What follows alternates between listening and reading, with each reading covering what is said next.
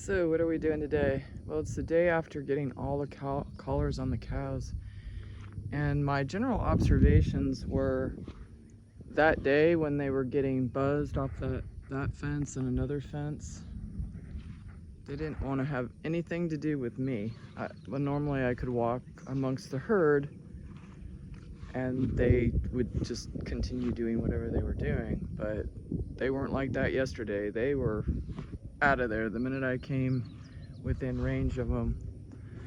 But as you can see, they've kind of settled down to accepting me. I just gave them some pellets, not a lot, just a few. I used up all my pellets yesterday trying to get them in the stalls and things. So they settled down quite a bit. You can see this cow right here approaching me with her collar. So I didn't really get to describe anything about the collars because it was Bethlehem yesterday, honestly, with the rangy cow and the jumper. But I've measured my hand, and my hand from this point to that point is exactly 3 inches. And that's what suggested to be able to adjust the collars. So you can see they're moving, and that's not like them in general because they're right here in the shade. But the rangy cow left. And but anyway, this cow is number 38, or the old number used to be 38, and it's a friendly cow. It'll take pellets from your hand. So the ones that weren't really having the problem with, being processed or worked were the easier ones, and they hold less of a grudge, obviously. And one of the cows, and this is a concern because of the screwworm, it had ticks and an open sore right where the metal, some of the cows have these metal, I call them bangs tags, and it had gotten pressed and infected. So I poured hydrogen peroxide on that cow. See, they're just all moving away. I can't show you what metal tag, but it's a clip like that's usually on the right ear. And this cow doesn't have it, but some of the other cows do. And they had blood associated with them, so it had been about 2 weeks from the sale barn, and they were still like not healed, kind of like a bad earring piercing. So I treated all those cows with hydrogen peroxide in hopes that eventually it'll heal over and scab up before the screwworm's around. So they say that the lead cows are the ones that are gonna get the most zaps because they're out exploring where they can and cannot go. They're exploring the boundaries. But yesterday, most of them got zapped in general, and it was interesting to see that their behavior changed toward me. I've never really had that happen with cattle, but I was not really using auction cattle, so you got to figure that within a month they had been processed 3 times. First to get to the auction, and in the auction, probably some of them prior to that, because of I can tell by the age of those metal tags, they were relatively new.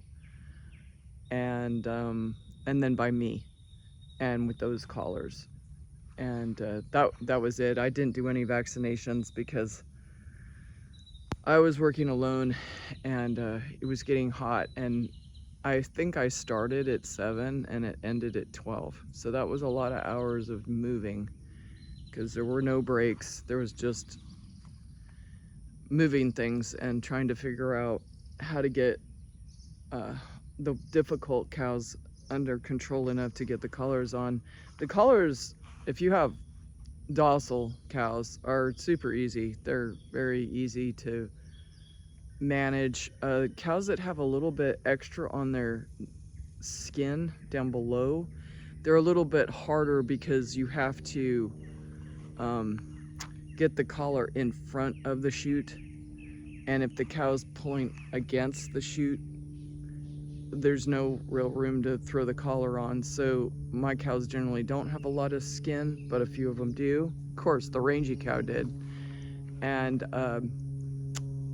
you know, if they're leaning back against it, there's no area to put the collar, so you have to loop it behind, which, you know, you got your fingers and your arms in there, and, you know, if they move suddenly, you know, you risk getting hurt. And the one rangy cow, she, I had the collar on her neck, but not secured, and it got down there by her feet, and I'm like, oh boy, I'm getting a collar destroyed, but she missed most of it, and what she got didn't hurt it at all, so I think they're pretty tough, at least from that episode. So the cows are pretty much settling down. You can see that Daisy there, she's up against that fence line because I got nervous that when the cows that had been processed and their babies got in this area near the chute, they'd be right up against this fence being shocked all to death. So I left this open and really made it into the AB pasture, which is that pasture behind there, but I want them to eat up the grass